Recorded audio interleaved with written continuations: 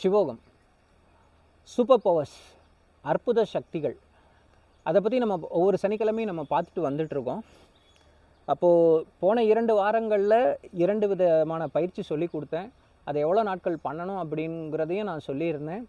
இப்போது இன்றைக்கி வந்து 3வது சனிக்கிழமை பதிவு நான் கொடுக்குறேன். இதில் என்னென்னா, இந்த மாதிரி பயிற்சி பண்ணும்போது நம்மளுடைய உடம்பில் ஒரு சில மாற்றங்கள் ஏற்படும். அதை நம்ம சரி பண்ணிக்கல அப்படின்னா அதனால் ஒரு சில சைடு எஃபெக்ட்ஸ்லாம் வரும். அதை எப்படி சரி பண்ணிக்கலாம் அப்படிங்கிறத பற்றி தான் இன்றைக்கி நம்ம பார்க்க போகிறோம்.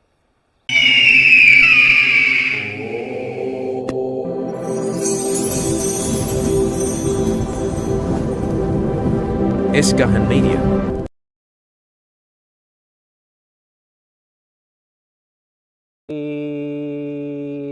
விஸ்வாமித்ர மகரிஷியே நமோ நமஹ. அதாவது இந்த தீப பயிற்சியாக இருந்தாலும் சரி, இல்லை உடல் சார்ந்து உடலை சரி பண்ணிக்கக்கூடிய பிராண பயிற்சியாக இருந்தாலும் சரி, இல்லை யோகங்களாக இருந்தாலும் சரி, அப்போது நம்ம உடலில் உஷ்ணம் அதிகமாகும் இந்த பயிற்சிகள்லாம் பண்ணும்போது.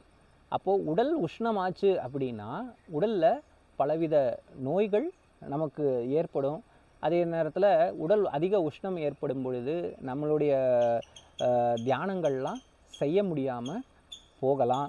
அப்போது இதில் வேறு என்ன சைடு எஃபெக்ட் அப்படின்னா நிறைய சொல்லிட்டு போகலாம். அது பெருசாக ஒன்றும் இல்லை. அது யாருக்கு வரும்னா, வயிறு முட்டை தின்னுட்டு பண்ணுறது, கண்ட நேரத்தில் பண்ணுறது, ஒரு ஃபோக்கஸ் இல்லாமல் பண்ணுறது, தியானத்தை தப்பாக பண்ணுறது, இப்படி பண்ணுறவங்களுக்கு தான் வந்து ஒரு நிறைய சைடு எஃபெக்ட்ஸ் வரும். அப்போது நான் எப்படி சொல்லியிருக்கேன், வயிறு சாயங்காலம் பண்ணுறீங்கன்னா, எப்போ பண்ணுறீங்களோ, பிரம்ம முகூர்த்தமாக இருந்தாலும் சரி, சாயங்காலமாக இருந்தாலும் சரி, வயிறை எம்டியாக பார்த்துக்கிட்டு பண்ணுங்க அப்படின்னு நான் சொல்லியிருக்கேன்.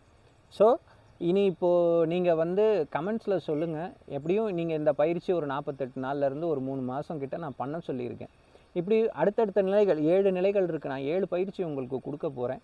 அப்போ அடுத்த பயிற்சி 3 மாதம் கழித்து நான் கொடுக்கலாம் அப்படின்னு நினைக்கிறேன். ஒரு சனிக்கிழமை அடுத்தடுத்த பயிற்சி போட்டுகிட்டே போனோன்னா நம்ம இருக்கிற பயிற்சியை கான்சன்ட்ரேஷன் பண்ண முடியாது. ஸோ அப்போ ஒரு 3 மாதம் கழித்து கொடுத்தா உங்களுக்கு யூஸ்ஃபுல்லாக இருக்கும் அப்படின்னு நான் நினைக்கிறேன்.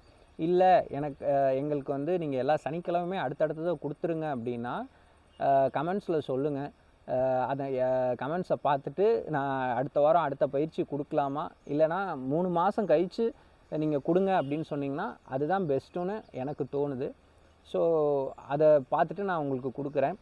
சரி, இப்போ இந்த உடல் உஷ்ணத்தை நம்ம எப்படி குறைக்கிறது அப்படிங்கிறது இது எல்லாருமே நிறைய பேர் நிறைய சொல்லியிருப்பாங்க. சித்தர்கள் சொன்ன ஒரே விஷயந்தான். இப்போ என்னென்னா, உடல் நமக்கு ஹீட் ஆயிடுச்சுன்னா நமக்கே தெரியும். அப்போது நீங்கள் என்ன பண்ணுறீங்க அப்படின்னா, அதில் வந்து ஒரு 5 சுவாசம் எடுங்கள், 10 சுவாசம் எடுங்கள் அப்படின்னு சொல்லுவாங்க. அதெல்லாம் தேவையில்லை. நீங்கள் ஒரு 5 நிமிடம் அலாரம் வச்சுக்கோங்க. 5 நிமிடம் உடல் உஷ்ணமாயிருச்சுன்னா வலது மூக்கு இருக்கு இல்லையா, வலது மூக்கை இப்படி 2 விரலால் இப்படி மூடிக்கோங்க. மூடிட்டு இடது மூக்கில் மட்டும்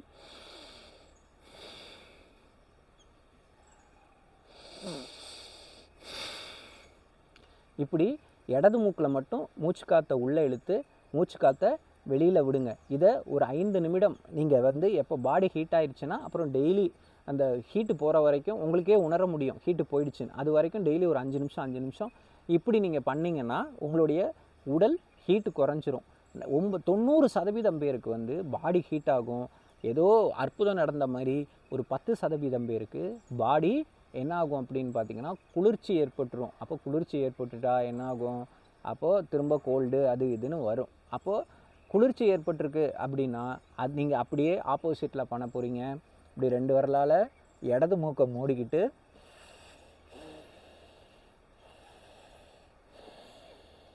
இப்படி வேக வேகமாக பண்ணக்கூடாதுங்க. பாருங்களேன், நான் எப்படி ஒரு மூச்சை எடுத்து காட்டுறேன். இதே மாதிரி தான் 5 நிமிஷம் பண்ண போகிறீங்க. இங்கே பாருங்கள்.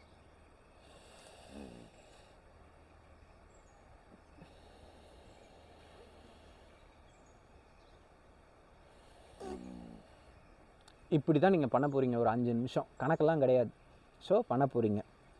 அப்போது பாடி ஹீட் ஆனால் இது மட்டும் இல்லை, இந்த தியானம் பண்ணுறவங்க உடலுக்கு குளிர்ச்சி தரக்கூடிய வெந்தயம், வெறும் வயிற்றில் வெந்தய தண்ணி குடிக்கிறது, அப்புறம் எத்தனையோ காய்கறிகள் இருக்குது, வெள்ளரிக்காய் இருக்குது, இந்த மாதிரி நிறைய சொல்லிட்டு போகலாம். உடலுக்கு குளிர்ச்சி தரக்கூடிய உணவு பதார்த்தங்களை நீங்கள் எடுத்துக்கோங்க. இதில் வேறு விஷயங்கள் அப்படின்னு சொல்கிறப்போ பெருசாக ஒன்றும் கிடையாது. இதை மட்டும் நீங்கள் ஃபாலோ பண்ணிட்டு வந்தாலே நிறைய இதில் இந்த விளக்கு தியானத்தில் ஒரு சில இதை தான் நான் சொல்லியிருப்பேன். ஆனால் இதில் கிடைக்கக்கூடிய ஆற்றல் அப்படிங்கிறது ரொம்ப என்ன சொல்கிறது, ரொம்ப அற்புதமாக இருக்கும். அது ஒவ்வொருத்தருக்கும் ஒவ்வொரு மாதிரி இருக்கும்.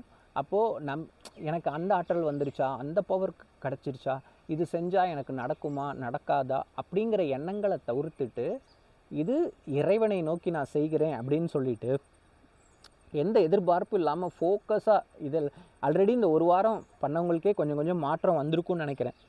அது 21 நாள் நீங்கள் பண்ணும்போது, 48 நாள் பண்ணும்போது, அதுக்கப்புறமும் தொடர்ந்து பண்ணும்போது அது நீங்களாக உணர்வீங்க. தேடி பார்க்க வேண்டாம். ஒவ்வொரு விஷயங்கள் தானாக நடக்க ஆரம்பிக்கும். என்ன சொல்கிறது, இதை பற்றி நீங்களே புரிஞ்சுக்குவீங்க. அப்போது அடுத்த இருக்கக்கூடிய 7 நிலைக்கான பயிற்சி 3 மாதம் கழித்து நான் உங்களுக்கு கொடுக்கலான்னு நினைக்கிறேன். இதை பற்றி நீங்கள் கமெண்டில் சொல்லுங்கள். மீண்டும் ஒரு நல்ல பதிவில் சந்திக்கலாம். சிவோகம்.